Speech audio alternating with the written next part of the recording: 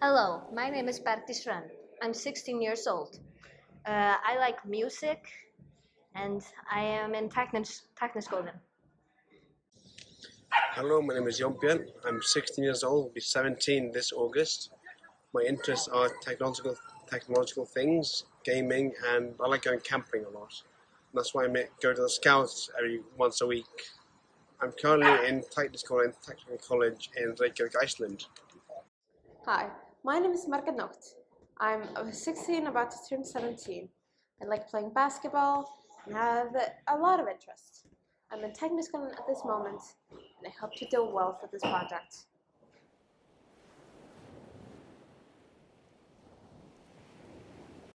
As you may know, the oceans cover 70% of the Earth, yet there's almost nothing known about it. There have been many attempts to make a map of the ocean, but none have been truly successful. Today, technology has come to a point that we can start scanning the ocean to get a better image of how the world looks like. There have been many ideas to make a map like Google Maps, where you can drop yourself anywhere and see the structure or nature around you with the ocean. The idea has been circulating around for a while, but it's not been fully fleshed out yet. But now we have decided to try and find out if we can create a Google Earth of the ocean depths. For us to be able to make a map out of the ocean, we need to take pictures of it, just like how Google Earth. We would need to take hundreds, if not millions, of pictures of the ocean and puzzle them together. And for that, we need an AUV. Luckily, we have access to a few AUVs that can take images of the ocean depth using a special type of sonar called a side scan sonar. To help us understand the project better, we did an interview with Teledyne Gavia on how the technology works. What's your name? My name is Richard Yo. And what's your job in this company? And what's the company name? So the company is called Teledyne Gavia. It used to be called Havmind and bought up a while ago. And we've been making little submarines, sort of robot submarines, for 20 years or so now. My role in the company right now is the engineering manager. So I look after the engineering department. Prior to that, I was a systems engineer, looking at the broad scale of the boats, how we put all the pieces together to make it all work together. So I'm an engineer on the engineering side of the company. All right. I can tell you a little more about how AUVs work. Okay, AUVs. Well, to start with, what AUV stands for. So normally that's considered to stand for Autonomous Underwater Vehicle. Okay, underwater, easy enough. Vehicle, something carrying things. Autonomous is a bit fuzzy. Autonomous means it does things without needing someone else to control it. So there are also devices called ROVs, remotely operated vehicles, which are remotely controlled. So someone sits on the surface, normally with a video screen and a camera and sonars, and flies it, rather like a pilot, but instead of sitting in the plane, they sit somewhere else with a long bit of cable down to it.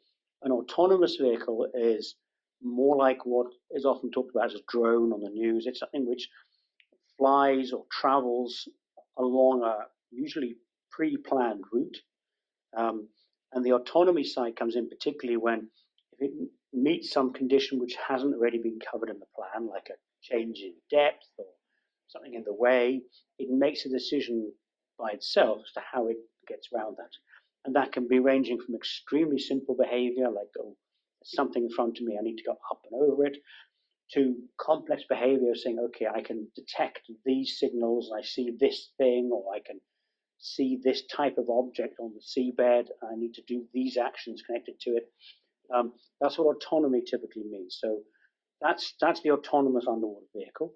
The submarine themselves, they look like little torpedoes quite often, so traditional shape, a propeller normally at the back, control fins so you can control where it goes. We don't make them here, but there are types that are also hovering, which can stop and move around, rather like a sort of quadcopter style drone. What we make are more like aircraft in the sense they have to be moving forwards to be able to control where they go up and down, left and right, etc. And the ones we make range from about maybe 1.5 meters at the shortest to just under 7 meters long at the largest, and cover depths that go from, well, our shallowest ones right now go to about 300 meters, but most of 1,000, and then down to 6,000 meters is as deep as we go currently. Okay, and how would you go along and mapping the ocean floor? What equipment would you use? Okay. The ocean floor is typically mapped with different types of sonar. That being said, you can photograph it. There's a couple of problems with photographing the whole seabed. You need to be typically within a few meters of the seabed, perhaps 10 meters or so at most, to get enough light and clarity at the bottom to get a good photograph. And that photograph might give you an area which is maybe 10 plus meters square. So to cover a large area with that is an awful lot of photographs. Beautiful imagery, but a lot of photographs, a lot of data. So sonar gives you a coarser resolution picture. It doesn't need clear water, and that might go out to a few hundred meters either side. And what's classically called side scan sonar just looks out either side, and it's almost like shining a torch out. It looks at the shadows of things in the way, and effectively the boat sails along, sending out these beams, these pings, and it builds up a picture from all these pings laid side by side. That gives you what looks like a black and white photograph of the bottom, essentially. There are also what are called bathymetric sonars, which by various means measure the height of the bottom beneath the AUV, and that gives you a 3D chart of the seabed. Normally at a lower resolution than you get from the side scan imagery, but it gives you this 3D form, and you can use that to drape the pictures over to give you a 3D model, or you can just use that to produce this larger 3D model by joining up each one of the lines. And you typically sail in what's often called a lawnmower pattern. You sail long lines and then turn around and come back and just zigzag your way along, where each line is close enough that the data from one line covers the next line. Okay, thank you. Hi, thanks for doing the interview. What's your name and occupation at this company? Hi, I'm Stefan Reinesen. I'm the general manager of Talar and Gavi in Iceland. Okay.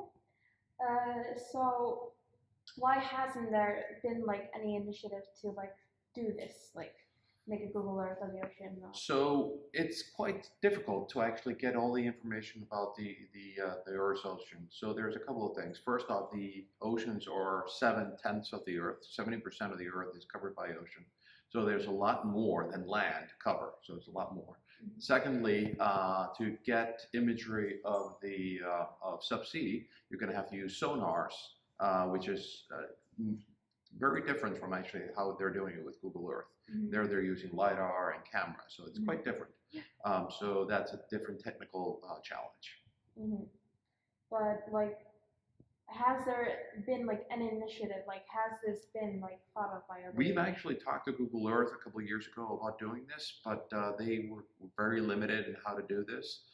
We've also had conversations with other companies that have started to think about this model and try to do a Google Earth, but so far nobody's actually made this happen. But there are a couple of companies that are trying to get there, and we're working with them with our AUVs. Okay. But how long would it take to make this to make the final design? Yeah, so that could take a long time because these vehicles are quite expensive, so they don't have too many of them, and each of the vehicles can only cover so much ground at the same time. So you need a lot more vehicles out there. Then you can do it in maybe less than 10 years, but with the current capacity, it will take decades. Yeah. So they really need to invest in this market to really start mapping the Earth's oceans. Okay, thank you. Thank you. So, our idea on how we would make the map would be to gather the scans from the sonars and put the information together. This would take a lot of time and money to make, but if a lot of companies would come together, they would be able to make a map resembling Google Earth, which would be able to show most of the ocean depth. We envisioned that the map would be able to see things like shipwrecks, plane wrecks, and other things that have been found in the ocean. Thank you for watching. Bye.